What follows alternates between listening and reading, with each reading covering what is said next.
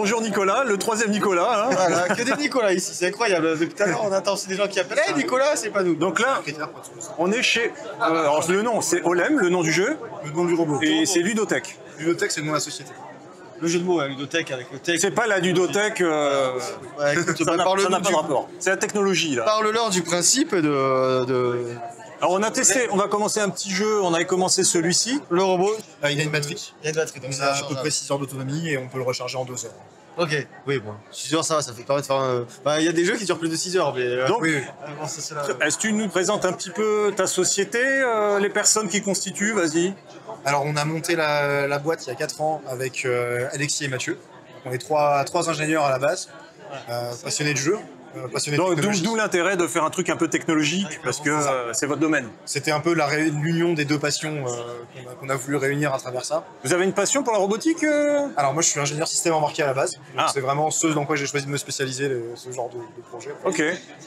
Justement parce que j'adorais les robots, j'adorais créer des objets physiques.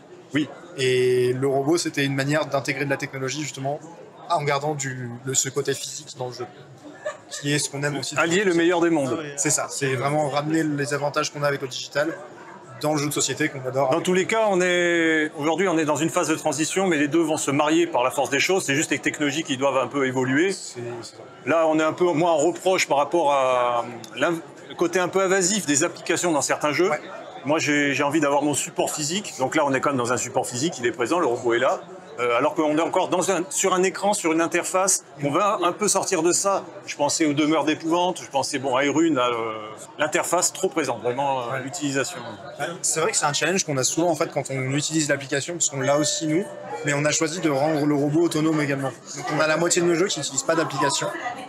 Et l'idée c'était vraiment de pouvoir garder cette autonomie, mais le téléphone nous permet de faire plein de choses super intéressantes quand même. Typiquement derrière, ils étaient en train de jouer à un jeu où chaque joueur a des informations différentes sur son écran.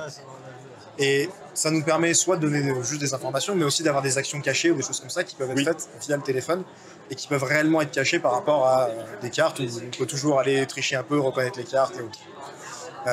Mais après, on a toutes les fonctionnalités classiques du téléphone qui peuvent être utilisées, mais c'est vrai que quand on peut s'en passer, ça fait du bien souvent de se déconnecter un peu et de manipuler vraiment sur le plateau physiquement directement. Donc là, c'est vrai que je t'ai un peu interrompu sur ta présentation. Donc vous étiez donc en développement pour essayer de marier le meilleur des mondes. Et vous avez commencé il y a longtemps ? Alors, Alexis et Mathieu ont lancé ça quand ils étaient étudiants initialement. Donc on a le robot qui est là-bas, mais c'était un tout petit robot qui pouvait faire qu'un mini-jeu. Ouais. Et après, on a décidé de transformer ça en un vrai robot, une console de jeux de société finalement, où on a plein de jeux sur un seul support et qui peut évoluer dans le temps. Parce que cette première version-là, elle était limitée, on avait un mini-jeu et c'était tout. Mais on attend tous un Transformer, parce que le truc d'un coup se modifie en robot. Alors, c'est prévu. Les gens peuvent créer leurs propres extensions sur le robot et les mettre là. Donc, à la limite, si quelqu'un veut faire une extension Transformer, c'est possible. Ouais, bon, on n'est pas tous doués dans la mécanique et dans la robotique, hein, donc. Mais voilà, vous avez le corps, la base, et après vous faire des extensions. C'est ça, on peut soit le mettre à jour pour rajouter des jeux, soit rajouter vraiment des fonctionnalités au robot, le déguiser quand on veut pour un jeu.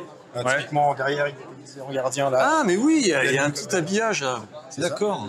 Et l'idée, c'est vraiment de pouvoir le personnaliser pour le jeu et de l'adapter un peu à chaque situation. En gros, ça joue partout, donc il ne bouge pas tout le temps. Mais quand c'est son tour, il va peut-être passer tout seul dans le donjon pour aller. Là, par exemple, il avait entendu un joueur, donc il a été voir pourquoi il y avait du bruit dans son donjon.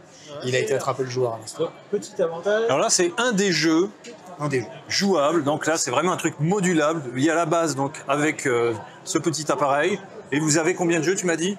Aujourd'hui, on est à 15 jeux pour la sortie. 15 jeux. On a encore plein de jeux dans les tuyaux. Que vous allez rajouter. On pourra rajouter avec simplement des mises à jour via notre appli. Ah, c'est bien. Et l'idée justement, c'est d'avoir des mises à jour qui se font en moins d'une minute. Et tant qu'on utilise le pack de matériel qu'on fournit avec le robot, il y a juste à télécharger le jeu et on peut lancer le jeu en quelques minutes.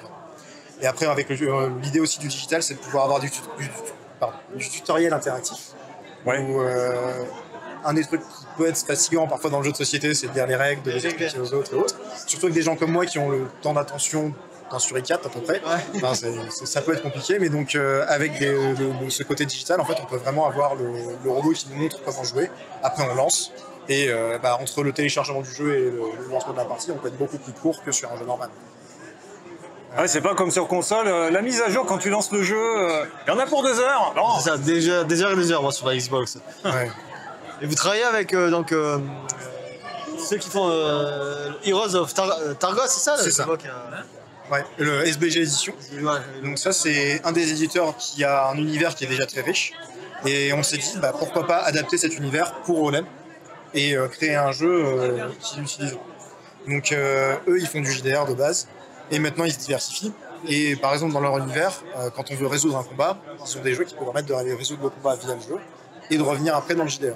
Ou alors directement d'aller jouer à ce jeu par lui-même. Et l'idée là, c'est de créer un combat de boss contre le robot dans l'univers d'Heroes of Targos. Et avec les figous. Avec Je vois l'énorme boss. vraiment l'idée, c'est d'aller à fond dans l'immersion parce que bah on peut aller rajouter du son, on peut aller rajouter des images et on peut rajouter de l'interactivité finalement dans le jeu par rapport à ce qu'on a habituellement. Donc quand on veut attaquer dans les monstres Targos, on va aller utiliser la carte pour aller montrer de quel côté on attaque sur le robot et après lui montrer la carte pour qu'il puisse calculer les dégâts. Ah mais c'est un projet intéressant, hein, c'est assez original d'ailleurs. Et donc du coup sortie publique prévue pour. Bah, là c'est le dernier festival qu'on fait avec des précommandes. Les livraisons vont arriver pour le mois de mai en gros. Et après, on va sortir en public, sur le site web, dans les boutiques et autres. Ce sera accessible que sur votre site, non, sur d'autres boutiques aussi? Dans un premier temps, on va être principalement sur notre site web. Et avec le temps, on va développer les réseaux de boutiques. Alors, donc ludotech.fr ou c'est ça le ouais, ludo.tech. Ok. C'est ludo.tech, on n'a pas le .fr. C'est vraiment sur notre site web que vous allez trouver la plupart des infos, les présentations des jeux, les informations pour ceux qui veulent l'utiliser pour l'éducation, parce que je vois des gens qui ont décidé d'apprendre la programmation avec le robot, comme on ouvre la création de jeux à tout le monde. On cherche à rendre ça très accessible. C'est là qu'on va trouver aussi les évolutions possibles du robot. Un robot, pléthore de jeux, de l'amusement. Alors, on va décrire un peu, donc là, de ceux qui sont présentés exposés, tu as le Boss Battler. Alors la boîte de base, ça va être ça. Donc là-dedans, il y a le robot, 10 jeux dans 10 jeux, non, pas 10 jeux. Alors, dans cette boîte-là, en gros, l'idée, c'est que de base, il y a le robot et ce qu'il faut pour jouer au jeu d'exploration de donjons en coopération. Et après, les packs supplémentaires peuvent être rajoutés dans la boîte principale pour que il y ait un peu moins de place à garder chez soi. C'est important. Hein. C'était la discussion de tout à l'heure, mais c'est juste le couvercle, c'est bien. Mais regardez, c'est le meilleur des mondes, les figurines, la technologie, tout est réuni. Elles sont pas moches, elles sont grosses en plus les figurines. C'est l'univers de SBG Edition, ça, qui a déjà des figurines, donc on s'est dit autant les réutiliser. Hein. Ils ont un univers avec la carte qu'on a là qui vient de leur univers également. Ouais, ils nous l'ont montré quand on jouait, on allait voir pour les cartes. Voilà, c'est pas que de la technologie, il y a du lore, c'est vraiment. Il y a un monde. Non, mais ouais, c'est original. Et notre objectif, c'est vraiment de garder cette technologie de manière un peu plus transparente pour donner de la vie supplémentaire au jeu, mais de ne pas perdre ce qu'on aime dans ce jeu de société avec ce lore, cette interactivité entre les gens. Ça ne ferait pas trop le pas sur le plaisir de jouer non plus, tu vois, qu'on passe pas que par le robot. C'est l'objectif. C'est vraiment, et c'est ce qu'on a réussi à faire d'après les retours qu'on a en tout cas en festival. Ça a l'air bien, ça a l'air. Pour revenir au jeu, donc le Boss Battler, c'est un temps de jeu estimé pour une partie. Alors, le combat en lui-même n'est pas particulièrement long. Aujourd'hui, on est sur des combats qui vont durer 15-20 minutes. On reste globalement sur des parties rapides en général. Aujourd'hui, on va de 30 secondes à 2 heures sur nos jeux en général. Ah, c'est ça, ouais. Mais sur le Boss Battler, on prévoit un mode campagne. Et l'idée, ça va être d'avoir aussi des phases entre les combats, où il y a de la préparation, il y a de l'exploration. On se balade dans ce monde qui est déjà très vaste. Et de ne pas se limiter au combat. Mais du coup, on peut le découper en des morceaux plus courts. Voilà, c'est modulable jusque dans les Et on peut sauvegarder les jeux parties. proposés. Contrairement à une société classique, il y a des systèmes de sauvegarde qui sont possibles. Et qu'il y a une sauvegarde intégrée. C'est ça. C'est incroyable. Comme dans un jeu vidéo, voilà. Comme dans un jeu vidéo, on a tous les avantages du jeu vidéo, mais sur un support physique. Mais c'est ça, mais le futur est là, regardez-le. Il arrive. On l'aime, les gars. Retenez bien le nom. Donc le Boss Battler, nous on a joué ici, c'était confrontation directe sur une petite table où donc le robot ne devait pas sortir. Ah oui, d'un côté. passe d'un truc avec des figous à un truc avec des. Il y avait détecteur. Alors c'est pas de mouvement, c'était détecteur d'objets. Ouais, je sais pas comment il fait. Comment vous appelez ça d'un point de vue technique Alors nous, c'est des détecteurs d'obstacles finalement. Voilà, détecteur d'obstacles, comme sur un véhicule. C'est un peu l'idée, ouais. On peut voir s'il y a des objets proches de l'OLEM, que ce soit des figurines, des punchs ou des mains des joueurs. Ouais. Et ça nous permet comme ça d'interagir justement encore avec ce côté physique. faire attention à ce qu'il tombe pas d'une table aussi. Alors, il tombera pas de la table, c'est le principe. Mais en fait, on a une sécurité dans le robot. Alors ça, c'est les unités qui viennent d'arriver. C'est sûrement pour ça qu'elle n'était pas bien calibrée. C'est peut-être aussi la table qui n'était pas adaptée. Peut-être faut-il une table C'est la première fois qu'on joue sur les tables rondes. Ouais, c'est ça. Mais que ce soit du plateau ou de la table, l'idée c'est que le robot ne tombera pas. On a une sécurité intégrée qui permet aux gens aussi de créer des jeux et de pas risquer d'endommager le robot des autres avec leur jeu. C'est toujours un risque, malheureusement, quand on développe des jeux. Parfois, on fait une petite erreur, le robot part dans la mauvaise direction, mais il détecte le bord de table et il tombe. Ouais, je pense qu'il est quand même qu'il est résistant. Mais... Ouais, c'est pour ça qu'on a mis des parties molles. En fait, c'est l'idée de pouvoir amortir. Pour amortir, ouais, il vaut mieux. On cherche à construire quelque chose qui peut évoluer dans le temps et qui peut durer. C'est pour ça qu'on l'a conçu. Alors, on le fabrique en France, on l'a rendu démontable et réparable. L'idée, c'est vraiment de pouvoir le garder dans la durée. Aujourd'hui, on a des gens qui rajoutent déjà des fonctionnalités. Bah là, tu me proposes l'amorce, justement. Comme vous le produisez en France, bah, ça aussi, ça demande un certain coût. Donc là, vous vous positionnez comme une console de jeu. Donc là, on voit les différentes propositions, les différents packs, que vous pouvez donc compléter par la suite. Si vous prenez que le pack essentiel, vous pouvez le faire évoluer. Est-ce que tu peux nous en dire un peu plus Bien sûr. Donc l'idée, c'est qu'on a un premier pack qui est le pack essentiel où on a le robot avec le jeu d'exploration de donjons en coopération. Ouais. Ça, c'est notre jeu phare aujourd'hui, c'est celui qui plaît à tous les publics. On a réussi à faire jouer des enfants de 7 ans avec leurs grands-parents sans problème pendant une heure. Mais c'est un jeu qui a aussi beaucoup de potentiel parce qu'on peut le faire évoluer grâce à de l'intelligence artificielle, on peut aller très loin dans la difficulté. Bah là, on est en plein boom, donc vous pouvez faire évoluer avec le temps. C'est aujourd'hui vraiment, on a les technologies qu'il faut pour ça. Ouais. Donc on va bien s'amuser là-dessus.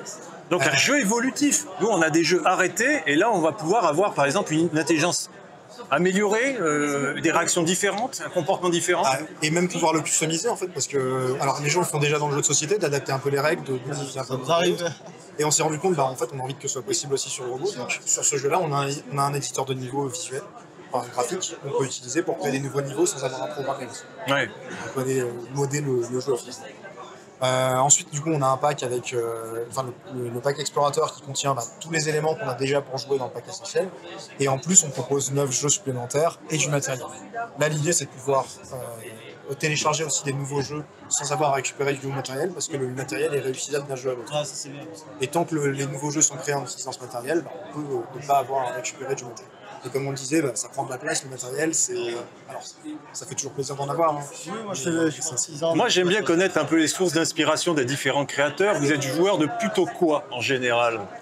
Alors, moi, quand on s'est lancé dans le projet, j'étais plutôt côté jeux vidéo et j'étais en train de découvrir le jeu de société à travers Magic. Ouais. Et ça, c'est un jour, j'ai dit oui pour une initiation Magic et j'ai regretté. Oui. J'ai passé beaucoup trop de temps depuis. Et c'est vraiment ce type de jeu et plutôt des jeux type Dungeon Crawler qui m'ont intéressé aujourd'hui. Après, on a des profils assez différents. Typiquement, je sais que Mathieu aime beaucoup les jeux abstraits. Lui, c'est tout ce qui est échecs et autres, et les jeux abstraits plus modernes. Les échecs, c'est un peu la base. Un peu jeu de casse-tête ou de... Alors oui, c'est ça. Ouais, quand on est abstrait, c'est... Vous savez pas quoi pour le faire. Ils sont à fond là-dessus, ouais. Oui, c'est ça. Et Alexis était plus sur des jeux de stratégie et où il y a beaucoup plus de diplomatie en général et de négociation, on va dire, dans le jeu, de bluff, etc. Et finalement, c'est ces inspirations différentes. Vous êtes complémentaires. Ouais, vous arrivez à allier... C'est ça. Pour composer différents types de jeux, vous avez différents profils pour aborder chacune des gammes. Et après, on a déjà travaillé avec des auteurs de jeux qui sont habitués à créer des jeux de société, et quand ils ont vu le robot, ça leur a tout de suite donné des idées. Oui, c'est sûr. En général, c'est un challenge pour eux d'avoir une... Oui, parce que souvent, voilà, pour avoir l'idée, il faut avoir le support de l'idée. Et que là, on a quelque chose, mais qu'est-ce qu'on peut faire avec? C'est un nouvel outil. Il y a une contrainte. C'est comme on a des cartes, qu'est-ce qu'on fait avec des cartes? Là, on a un robot, il peut agir de lui-même avec une intelligence artificielle. Et quand on voit déjà ce qu'on fait avec des cartes, vous imaginez bien ce qu'on peut faire avec un robot. C'est tout un nouveau monde qui s'ouvre. Là, on était dans des applications, comme on disait, parfois un peu invasives. Et là, on a carrément un support robotique. Ça me rappelle un peu les aspirateurs autonomes qui se baladent. Alors, il fait plus de choses, lui. On peut jouer avec. Est-ce que le chat va se mettre dessus aussi? Le chat, je joue aussi avec. Je pense qu'un jour, on va devoir faire cette extension aspirateur. Vu qu'on a la possibilité de rajouter des fonctionnalités, je pense qu'un jour, on va mettre une petite balayette et on vous donnera des points à chaque fois que vous nettoyez votre table. Ou un jeu de simulation, c'est les simulateurs à la con, simulateurs d'aspirateur. On va devoir le faire un jour, je pense. Mais finalement, oui, les aspirateurs, c'est aussi font partie des gens qui nous ont permis d'avoir les technologies qu'on utilise aujourd'hui. Oui. Parce qu'ils ont démocratisé les technologies qui nous permettent de faire des robots comme ça. Mais oui, donc après, on a aussi le pack d'explorateur, enfin le pack Chromium, avec 15 jeux et les figurines supplémentaires, où là on va encore plus loin dans l'immersion. Le robot a déjà le son, l'interactivité avec le plateau. Et la figurine, c'est quelque chose qui est très plaisant à manipuler, qu'on peut vendre pour l'immersion et qu'on peut customiser autour. Écoutez, vous êtes à l'avant-garde de nouveaux modes de jeu finalement. Ouais, c'est très original. Ouais, avec les nouveaux outils dont on dispose. Ça peut que plaire, ça. C'est intéressant. J'attends de voir la suite, ce que vous allez proposer pour la suite.